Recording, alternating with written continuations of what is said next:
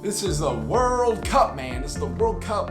Just how badass are the World Cup teams? I was really curious at this answer because whenever we watch sports, we want to see the best of the best go at it. We want to see the absolute best players duke it out, right? But when it comes to the World Cup, we're thinking, okay, there's all these nations that already have soccer teams, but now we're dialing it down to just 32 teams, which is expanding to 48 for the next World Cup come 2026, which is going to be hosted in Mexico, Canada, and the United States. But right now, there's only 32 teams that play.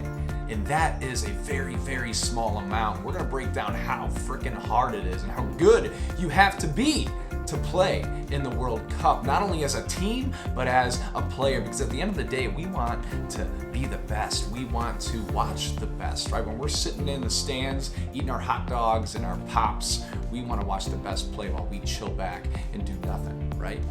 Also, if you haven't followed InstaShut already, please give us a follow. We're one of the best up-and-coming fitness brands out there, and we will help you get fit in the easiest, most sustainable ways. As teams, getting into the World Cup as a player, we're really diving deep here. I'm obsessed with figuring out how good these guys had to get. And each team was allowed a preliminary list of 32 players. So 32 teams were allowed in, 32 players as well for each team.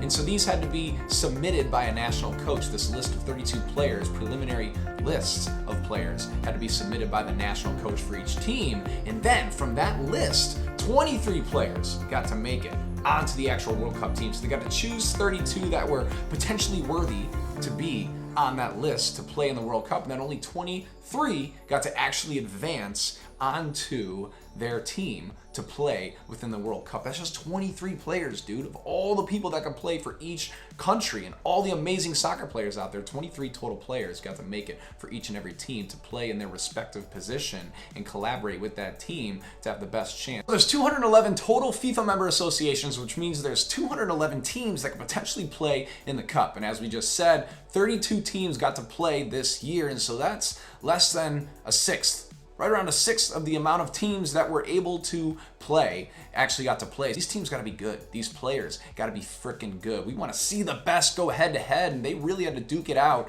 to get there. Even Europe, specifically Europe, had the biggest allotment of teams to play, and they have, I think, 55 total teams from my research, and 13 of their teams were allowed to come play in the Cup. Even that in itself, that's a fourth. A fourth of the teams within Europe alone were able to come play in the World Cup, and that's already out of the best of the best. We're taking the top tier players already, the pros within each country, and then dwindling it down even further, which is the cream of the crop, the World Cup, which I just began learning a bit about a few days ago. It's insane how good these guys got to be.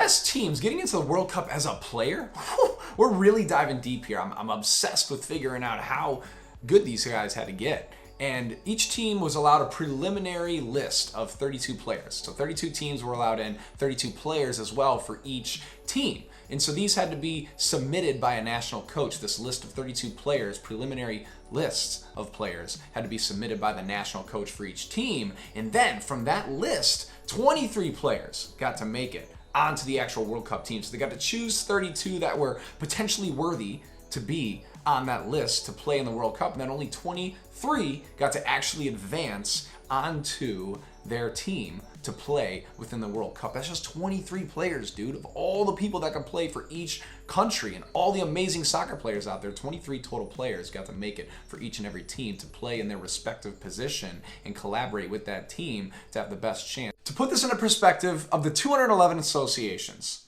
23 members, players on each team, that's just under 5,000 players battling it out to be on their respective World Cup team. And that's including subs. That's including substitutions. And that's not to mention the 32 players that make that initial preliminary list, which means that's technically just under 7,000 players duking it out to be of that elite professional status on their own World Cup team. That is badass, man. What I'm kind of geeking out on most is that a lot of these non-top tier players really have to work their way in. Like I'm reading, for Serbia specifically, I'll butcher a couple of these names for you. Dusan Tadic or Luka Jovic or Alexander Mitrovic, this a couple players from Serbia, they said weren't really expected to make it on the World Cup team, but they played their way in.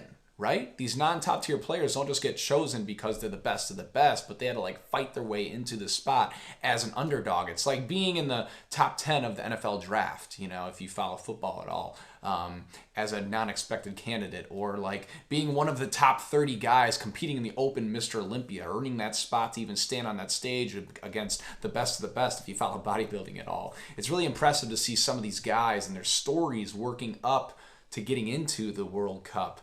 Is cool, because a lot of people focus on just like the top dogs, but like a lot of people battle just to get into the World Cup and play with their respective team and go as far as they can. Say the World Cup players are freaking good. For a team to choose just 23 players to play on that team and take into account which position they're going to play to jive correctly with the team and make up the best overall competitive team to play against these other world-class teams, that is really a rabbit hole to go down and realize, like, damn, these players have to be good to make the team that good to have a chance to go to the end. Wow, I love it. It's like taking the 256 true bit colors and picking your favorite. Your favorite 23 colors when you're staring at 256 of them. Holy crap. Or let's use ice cream, for example. I think in America there's over 1,000 different ice cream flavors. Imagine looking at the list with a picture to make it really enticing of over 1,000 different ice cream flavors, and then saying you get to choose 23 that you're gonna eat for the rest of your life. Man, that would be tough, man. All that sugary goodness staring you down, and you gotta pick a fraction of what's available. I'm just saying, like, that's a pretty hard thing to do, right? And so for these players to work their way into these spots, I'm just amazed. I think it's really cool. I have so much respect for soccer now, even though I'm not a soccer fan, because these guys put up and shut up. These guys get down and dirty. These guys work their asses off to see their stamina, their conditioning out there, their footwork, their passing capabilities. It looks so seamless because they're playing in conjunction with the best. But like, you put one of these elitists on the field with someone who's just an average Joe, you would totally see the comparative difference. It's amazing. Only imagine the pressure of these prospecting coaches to pick 32 players, actually 23 at the end of the day, to make up a world-class World Cup team. That's pretty cool. These players have to be straight beast in it at this point to get on one of those 32 teams to play in the World Cup this year. And that was the point of this video, was to shed some light on the product before the product. We see these players playing in their final form on the field, killing it, man.